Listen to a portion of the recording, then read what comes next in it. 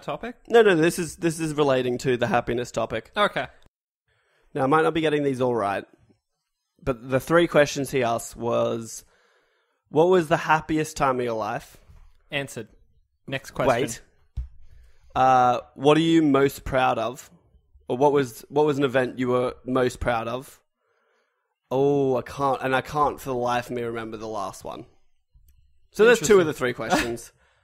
And then he was like, I'd have to say like the happiest time of my life is being on drugs with a whole bunch of friends at a festival. That's pretty interesting. I can understand why, but I would argue that maybe that's artificial. I wouldn't say it's because this is what I've always thought about. Let's for ecstasy, for instance. I'm not. It's not artificial happiness. It's just pulling all of the happiness from like 3 days ahead of you into the one day you're in now. And it's going to leave you a black hole. And it's going to leave you like a rotting corpse for the next 3 days. But for that one day, you've got 4 days worth of happiness. Yeah. Some would ask, is it worth it? I would say it's pretty fun.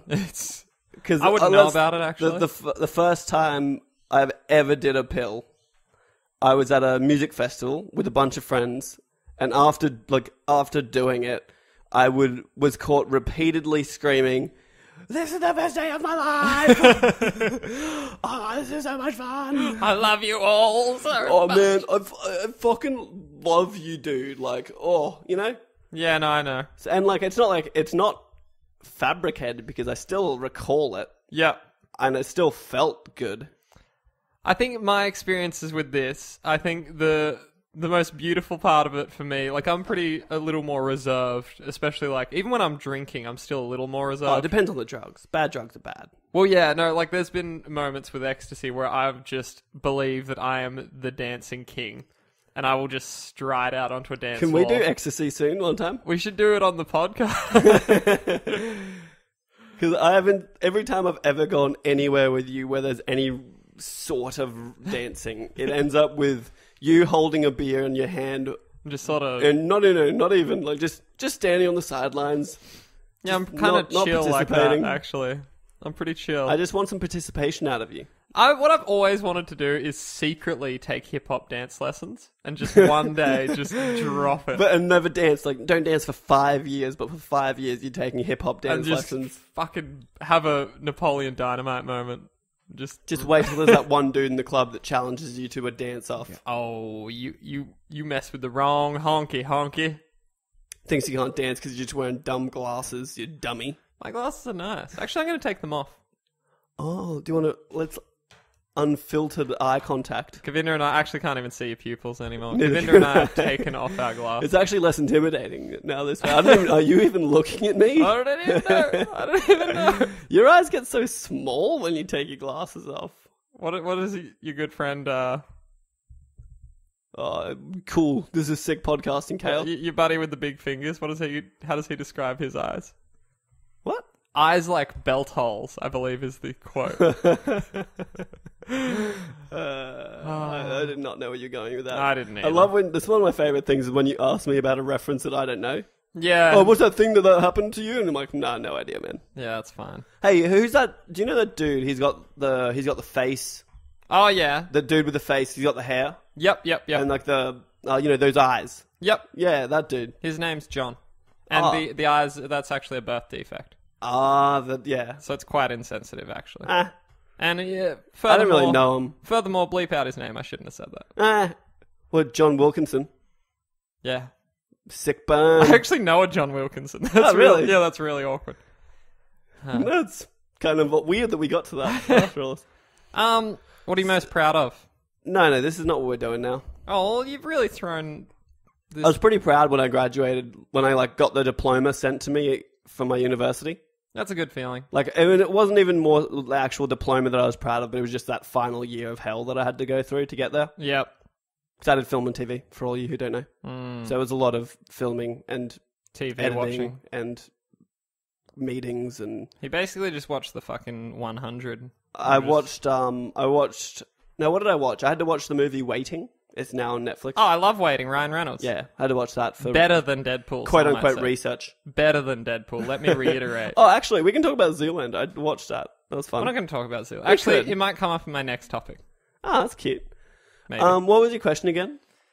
Happiness. You see the problem in how... No problem. You're just a little slow. What was the happiest moment of your life? You sort of dodged the question and started talking about drugs for some reason. That was the happiest moment of my life. I thought you were talking about Sean.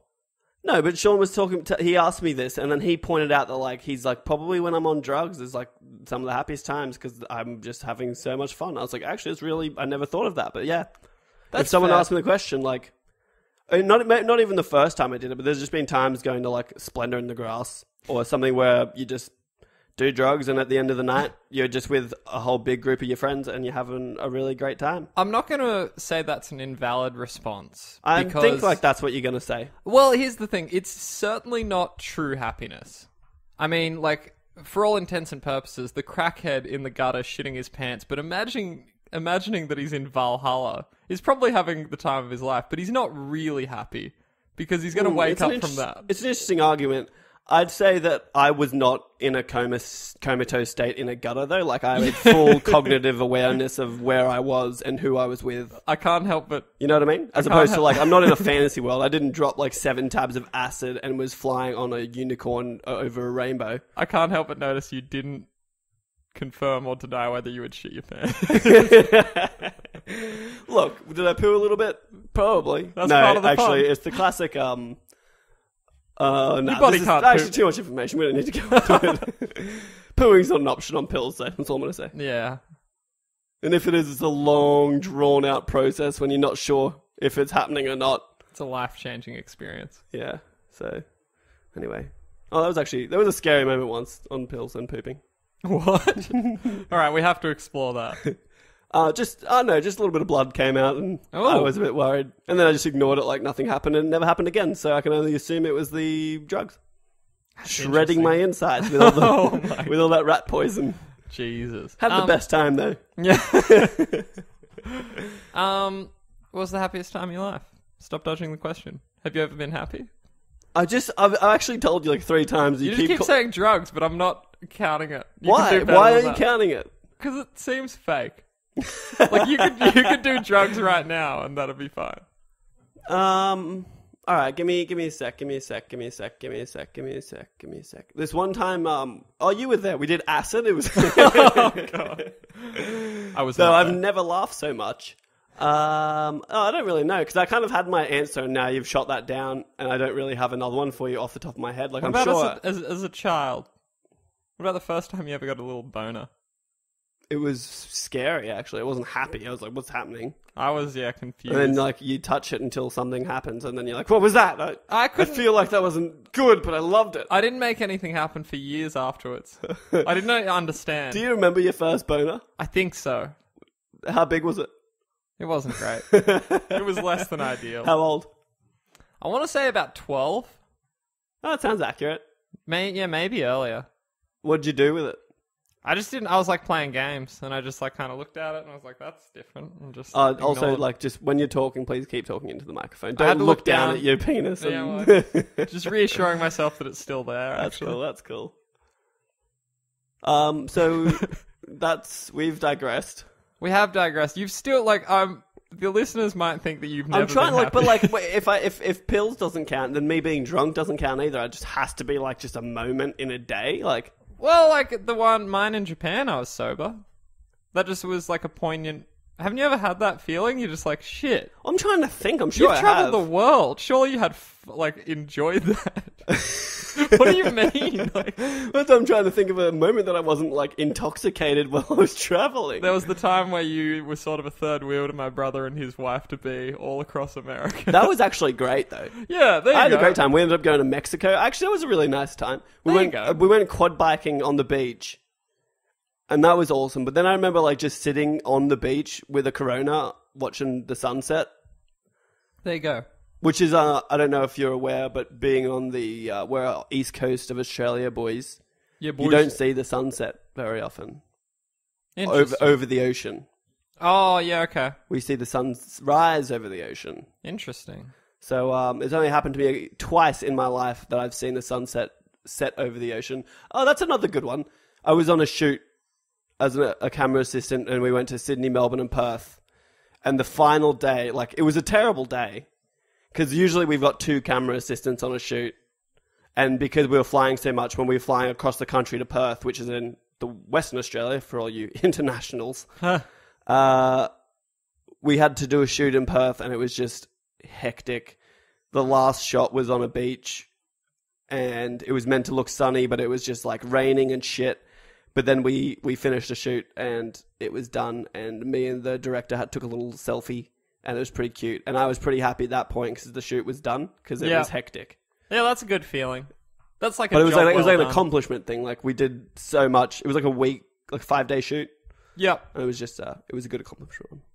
Interesting. Actually, and wrapping any of my student productions when I was at uni was always really fun. Yeah, it's a good feeling. Like, when you're on set and you finally call that's a wrap and everyone claps and you're like, yay. And there's like the director like... And then you go into the edit rooms for like a month and just want to fucking kill yourself. That's fun. You always forget about the old edit. I'm still not convinced you're not a robot, though. These are all accomplishment things.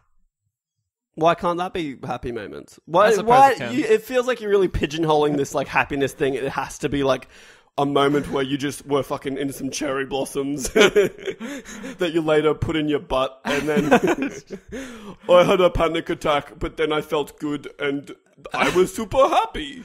I wasn't going to bring this up, but the other day, Govinda, I was trying to think of a new nickname for you. And the process went like this, because you sort of ridicule me in that exact voice. So I was thinking maybe I could start calling you Govinda. But that's kind of offensive. Well, that didn't work. So then I was trying to figure out Govinda. Govinda. But then I figured, no, why not Govinda? I love that. It sort of hits Govinda. It's actually pretty good. That's very good. Someone told me a great nickname for you, and I've used it on you a couple times. I don't think you've noticed, but it's Khayl. No, that's Anders classic. That's an Anders classic. That's an Anders original. I really enjoy that. It insinuates white supremacy on your behalf. Which, for anyone that knows me, that's kind of what I'm all about. It's pretty accurate. Not really. Can we move on? Because, like, I really feel like I'm getting blasted for not having a moment identical to yours. Look, I just think you're a sad person, and that's all I have to say on the matter. What about the first time you told your girlfriend you loved her, you piece of shit? You weren't happy then? Well, I was happy, but it wasn't like an overwhelming, like, sense of... Like, I guess it's accomplishment things that I get happier with. Okay, that's It was fair. an accomplishment, though. Like, I'd never told someone I'd loved them before Montana. There you go. So that was something. That's poignant. Actually, probably like the day after we were officially dating, too, was a pretty good one. Or like the morning, like we woke up, because we got it drunk, and I think we went to some party, and we made it official. Oh, you know what that means, listeners? Boom, chicka, wow, wow. But the next morning was like a good one where it kind of like, settled in. I was like, this is dope. All right. I'm happy with this. That's chill. I'm trying to think. Like, I have traveled the world. It's fine. I'm trying to think of like a specific moment. Let's move on. It's fine. I'm sweating. You've never been happy. Not now. No, that's true. I don't have the money to be happy, Khayl. All right. So going off this, I'm going to bring us down. All right. I wanted to talk about irrational fears. Like, what are some of your irrational fears? Now, before you go, just take a moment to think about this. Yeah. This comes up because, like, I'm scared of doctors. Okay, sorry. So this doesn't have to be phobias. Yeah, because automatically I go to spiders. No. I mean, like, irrational fears. Like, for instance, like, I'm scared. I've got like a lot of moles in my body. We live in the skin cancer capital of the world in Queensland. There's actually a hole in the ozone layer above us. I'm pretty moly, like, just by default. Like, when mole. And, like, I've been sunburnt over 15 times in my life. I reckon, like, once a year at least I get sunburnt. And, like, we're not talking a little red, like, proper like, unable to grilled, rest on that like, part of your body. No, like, maybe it's not that bad always. A few times it's been really, really bad, but sometimes it's just, like, slight redding and it doesn't peel. When it peels, you're having a bad time. Yeah, that's bad. But, like, for the last year or so, I've been meaning to get my skin checked. Yeah. Like, just to get them to check it. And I just haven't done it. And I think part of the reason I haven't done it is because I'm scared that I'll have cancer, which is so counterproductive because if I just went and did it, they'd deal with that and get rid of it. But then I get even more scared that they're like, oh, you've actually got cancer, but it's also gone so far that